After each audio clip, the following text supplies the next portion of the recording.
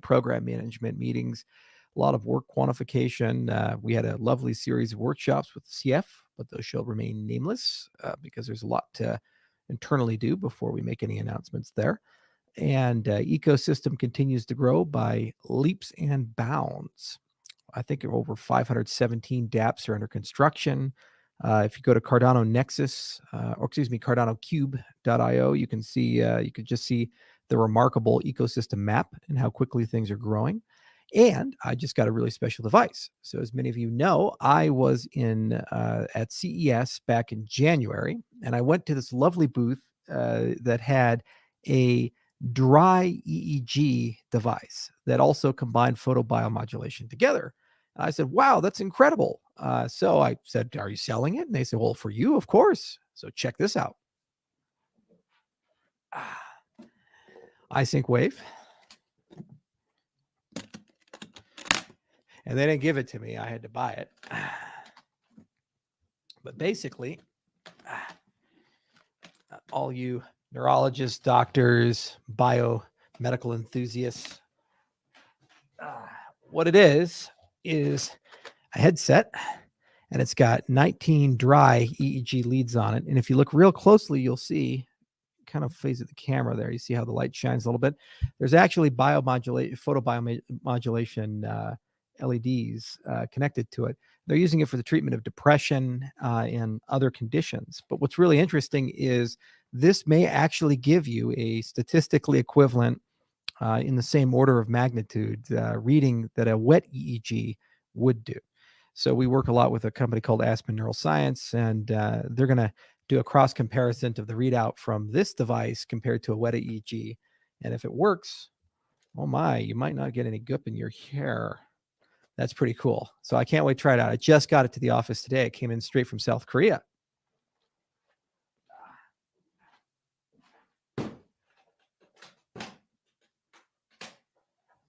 Okay. So you may be saying, what in the world does this have to do with anything crypto? Well, I will remind people with AMAs that AMAs are not just Cardano or crypto related. They can be anything you've ever wanted to ask. And you can ask it, I can answer it. My prerogative. Now, I'm a big fan of cognitive science, neurosciences, and I've been getting more and more into it as I've gotten older because I'm very fascinated in the science of memory and learning, and also flow states and focus. I've been incredibly interested in these things for a long time. And what lately has been happening is if you look at things like the Neural Meditation Institute or other bodies, there's been a lot of research around, can you combine a medical device like an EEG or things like FNIRS with a meditation practice or a flow practice or altered states of consciousness, up to and including psychotropic experiences? And it turns out the answer is yes. And it turns out that there's many protocols that are being developed. And we're doing a lot of research right now on mapping EEG to FNIRS, namely Jeffrey Tarrant over at Neural Med Institute. And once we have a good corpus, we'll probably figure out how to collaborate with the kernel guys, because Brian Johnson has some lovely people. I'm interested in this because it's the science of human performance, kind of like what Stephen Kotler does in flow research and these types of things. And I think a lot about, okay, can I take somebody, and if we do nothing, it takes them, I don't know, 24 weeks to learn a language to fluency or whatever. And if you get involved and you do some things, maybe they can do it in 12 weeks or 8 weeks or whatever. We have finite time in life. So I have a venture that I'm building with my dad and brother, and we're talking about, well, longevity. How do you increase that time? But then there's also a question of how do you better use that time? And first there's the wisdom side, and then there's the efficiency side. So different ways of thinking give you more efficiency. So you have to spend less time to get the same result or better results. And then the wisdom side gives you the meta. Why should you spend your time on something? So it's just a side thing that I'm quite interested in. And from time to time, I share the cool little devices I get and the things we do. And we certainly have a lot of partners that we work with and very interesting people. Cardano itself is doing pretty well. Most people have these bizarre notions of success. They look at like the price and they say, well, if it's high, it's great. If it's getting lower or there's a decline, then obviously something's wrong. But by all meaningful metrics, TVL, population of the chain, transaction volume, the rate of developer acquisition, everything is massively better today than it was even 60 days ago, and so forth. Looks like we'll have a lot of events this year. Like we'll probably go to Consensus. We're just deciding how big of an involvement we want to have in Consensus, and a lot of community events all around. So I'll be traveling quite a bit and meeting a lot of you. The world is opening up again, so it's always good to do that, have some fun, and do these things. So anyway, longevity, anti-aging, longevity. Yeah, that's the word. It's been a long fucking day. When I was really tired years ago, I was doing a presentation and I said canochial instead of canonical. All right. Not many updates for you guys outside of that, but I'll get right to your questions, and hopefully we'll have a meaningful dialogue. Here we go. Charles Hoskinson, are you watching what David Sinclair is exploring? How about Aubrey de Grey and the Sense Foundation? So David is like the new Aubrey.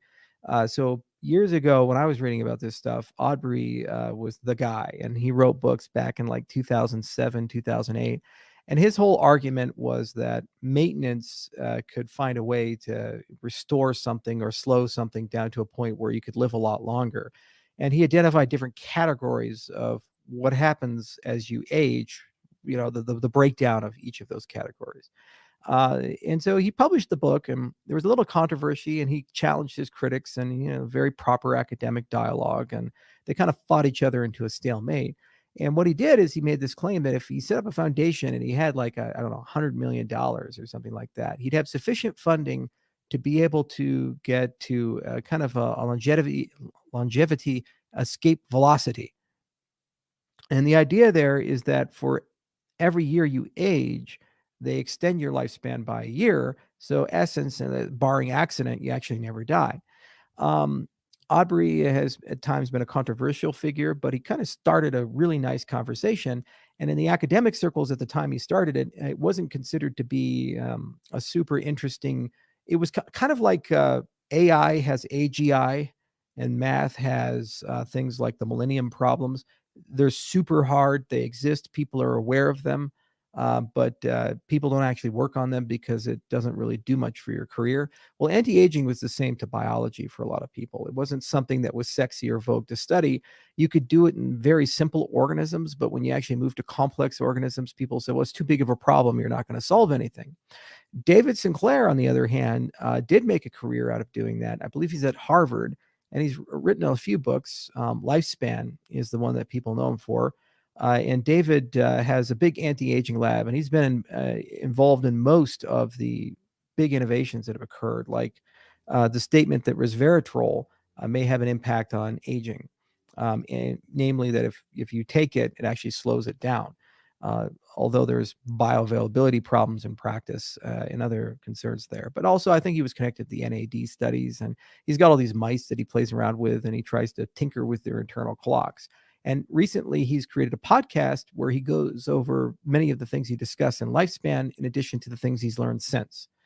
So he's a really interesting fellow, very well published, very credible, and there's certainly a lot of interesting things there. In general, the two biggest things you can do to expand your lifespan have nothing to do with emerging science. They're good old-fashioned diet and exercise, which is something I need to do. Usually when they talk about anti-aging, they say, in addition to the optimal, meaning there already is an assumption that you're eating the things you should eat and you're working out the way you should work out. And this is plus plus. So people have been exploring things like the use of rhabdomyosin and metformin. And metformin in particular looks very promising. And David does mention that, I believe, in his book. So a real good guy to talk to.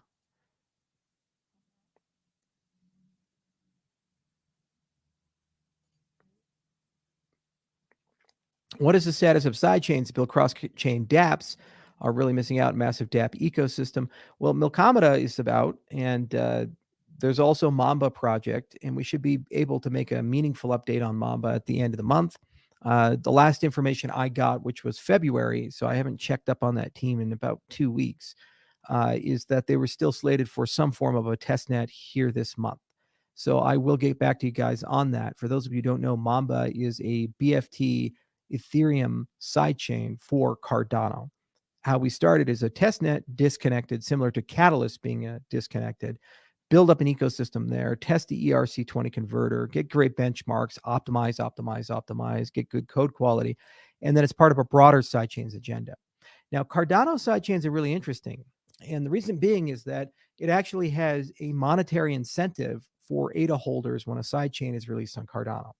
So how we're thinking about making it work is that you have Cardano, the main network, and that's powered by Ouroboros. And you have a bunch of stake pool operators that run the system authorized by the delegators. And that's a large set. That's that K factor. So as K increases over time, as ADA gets larger, then you get more and more members of that set. Then, because that set exists and it's a secure root of trust, what you can do is sortition the set and use it to bootstrap a fast BFT protocol. And we have that protocol. It's called Ouroboros BFT. It's really cool. It's very simple. It's very lightweight. But then you can run a sidechain. It has the same security dynamics as the base layer, but you have fast finality and you have high throughput with that system. Now, if you have tokens in that system and it's bootstrapped, then those rewards for making those blocks also get paid to the stake pool operator. So let's say you have an ecosystem with 50 sidechains and 50 tokens and the main chain, then the stake pools would actually make 50 tokens plus ADA when they make blocks, assuming that they've been selected to participate in each of those quorums. So the more sidechains, the merrier for these types of things. As for TVL and these other things, I mean, it's early days. We've gone from 2 to over 250 million, and the majority of dApps seem to be backloaded towards the Vossel hard fork because they want to benefit from pipelining as well as the expressivity increases and expressiveness increases in Plutus. So I wouldn't worry too much about that. But again, those growth metrics are looking phenomenal. There's a spool up time when you create these things, and we're getting there.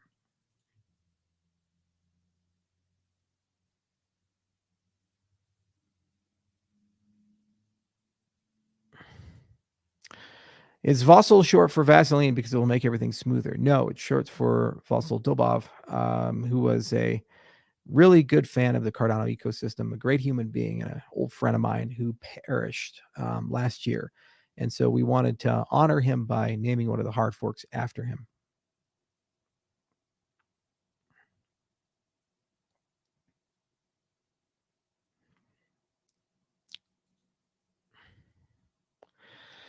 Charles, what do you think about the EU possibly banning proof of work? Will Bitcoin and Ethereum take a hit? I mean, there's been certainly some conversations about it.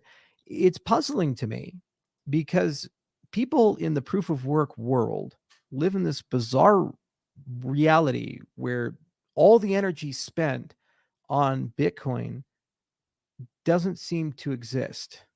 It's as if we have unlimited energy and this is the best possible use case of it. They don't acknowledge that there's a high energy consumption.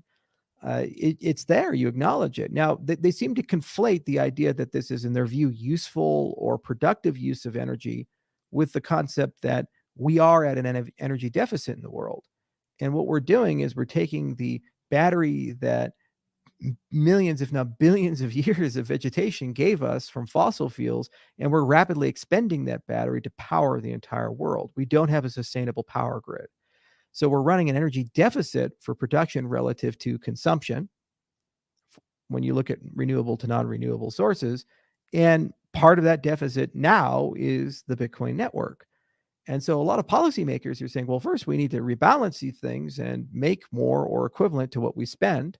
So we have a surplus or neutrality. So some form of renewable energy source.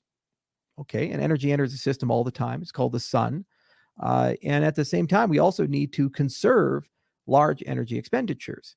So people go, for example, to the concrete business, and because it's a huge consumer of electricity, or the metallurgy people, so the steel people, these types of things. They say, you guys consume aluminum, same, huge amounts of electricity, massive amounts of power to do what you do from the whole cycle of the supply chain. We need to find a way to reduce that and make what you do more environmentally friendly. So that's what regulators do to industries. So then you look at the blockchain business and you see Bitcoin and Ethereum and Cardano and Solana and all these other things, and they do some things, And then there's a question of efficiency behind the things that they do. The problem with maximalism is what they do is they say it is incomparable what they do. So even though Cardano and Bitcoin are both UTXO-based systems, both have deflationary monetary policies, both process transactions and move value, both use cryptography, and both are functionally cryptocurrencies, what the Bitcoin people do is say proof of stake simply does not work. Everything on Cardano is an elaborate proof of perpetual motion scam, and it's a plutocracy controlled by central bankers or whatever the latest argument is.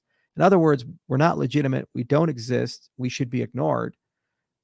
And now, if that argument doesn't stand, then they run into a very inconvenient truth. You have system A that uses more power than Ecuador, and system B that uses the power of a warehouse, and one is better, faster, and cheaper, mine. So that's a problem. Okay. So this is one of those uncomfortable conversations with the European Union while they talk about proof of work. And they say, okay, well, if you have two industries within an industry, if you have two approaches and one is massively more energy efficient than the other, the one that's not has to justify itself in some way. So what is it? Is it more security? Well, that's debatable because all these papers have been written and these systems are running and they've never been hacked for years with plenty of people trying to do that. Is it in some way more efficiency, or it's more egalitarian, or it's more decentralized, whatever that means? But we have no index for decentralization. So I think it's premature and bad for the EU to ban proof of work, but it does bring in an interesting conversation, which is the European Union, by just asking the question, forces many inconvenient, uncomfortable conversations to come into play. What if a usable proof of work exists? We've written a paper for that. So does that matter? Maybe we have to move from useless to useful. Would it being a distributed computer actually, instead of just a Rube Goldberg machine that wastes electricity, would that make people feel better? So I don't think Bitcoin and Ethereum will take a hit at all. I think that just like China banning Bitcoin really didn't do anything to the ecosystem. But I do think it is a wake-up call for the astute listener to really start talking about comparability within industry. Because if you use analogy, if I have two ways of making concrete, and one way involves burning all the forests down, and the other way is sustainable and uses sunlight, and I can do it forever and not destroy the environment, I mean, which one would you pick? And if the people who say burning all the forests down, it somehow keeps the evil spirits away, whereas the sunlight attracts them, or it's a scam. It's like you have the same piles of concrete on both sides. The burden eventually follows on them. And actually, the Ethereum crowd admits this, which is why they're moving to a proof of stake based system. And it's my belief that over time, the majority of value in the cryptocurrency space will actually be protected by proof of stake style systems as opposed to proof of work style systems. And they say, well, that's equivalent to central banking and it's an oligarchy.